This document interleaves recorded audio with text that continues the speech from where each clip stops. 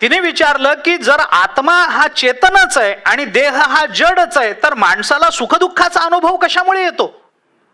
आणि त्याला उत्तर देताना रामचंद्र प्रभूंनी सांगितलं, अहंकारादि संबंध हा यावत देहेंद्रियैसह संसारस्तावदेव स्यात् आत्मनस्तु अविवेकिनः. आत्मनस्तु अविवेकिनः. कशामुळे असा सुखदुःखाचा संबंध माणसाला येतो आणि माणसाला सुखदुःख भोगावं लागतं? रामचंद्र प्रभूंनी सांगितलं, देहाचा आणि आत्म्याचा काहीच संबंध नाही, पण या दोन्हीचा संबंध अहंकार जबरदस्तीनं घालून देतो, म्हणून आम्हाला सुखदुःख भोगावी लागतात. कारण अहंकारामुळे देहालाच आत्मा, देहालाच मी म्हणण्याची सवय माणसाला लागली. हा देह मी म्हणताना मनुष्य हात कुठे ठेवतो? देहावर ठेवतो. देह म्हणजे मी आहे का? नाही ना.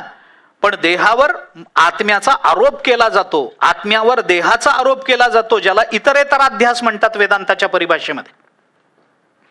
मी तुम्हाला फक्त संदर्भ देतो. आपण कृपा करून घरी जाऊन ज्ञानेश्वरी उघडून त्याच्या खालच्या ओव्या बघा. माझी प्रार्थना राहील. 15वा अध्याय आपल्याला सगळ्यांना जवळजवळ पाठ आहे. उत्क्रामंतम स्थितम वापी भुंजानं वा गुणान्वितम विमूढा नानुपश्यन्ति पश्यन्ति ज्ञानचक्षुषः. या श्लोकाच्या खालचं ज्ञानेश्वर महाराजांचं व्याख्यान आपण पहा. माझी विनंती राहील आपण या सगळ्याच्या करता, कारण हा आत्ता माझा मुख्य विषय नाहीये. पण अहंकारादि संबंध हा यावत देहेंद्रियैसह, जोपर्यंत देह आणि इंद्रियाबरोबर अहंकाराचा संबंध आहे तोपर्यंत संसारस्तावत एव स्यात्, तोपर्यंतच माणसाला संसार आहे. पण कुणाला?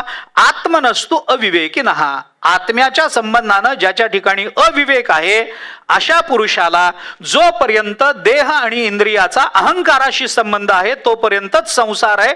एकदा हा अहंकार बाजूला काढला की देह आणि आत्मा यांचा संबंध राहत नाही, आणि हे दोन वेगळे आहेत हे कळलं की मनुष्य दुःखात अडकत नाही.